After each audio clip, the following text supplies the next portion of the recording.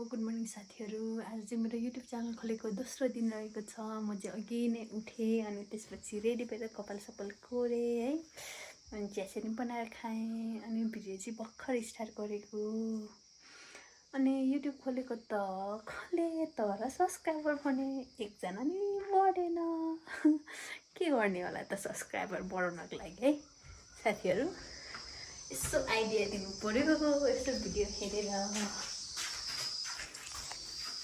मेरो छोरी चाहिँ सुतिरहेको छ अनि यही मौकामा म चाहिँ उहाँको तरकारी बनाउन जान्छु। तरकारी बनाउनु प्याज, कोलगेटा, आलु सबै काट्दैछु, केलाउँछु है त। यता खाना पकाउनु जाँदा चाहिँ मेरो छोरी पनि उठिसकेको छ। मेरो छोरी चाहिँ एकदम बिरामी छ गाइस, अनि त्यही भएर एकदम रोइरहेछ। के भएको कुनै थाहा नै छैन। हिजोदेखिबाट राति पनि सुतेको छैन, लास्ट रोइरहेछ। हेर्नेहरू सबैजनाले सब्सक्राइब गरिदिनु होला। Thank you so much for watching.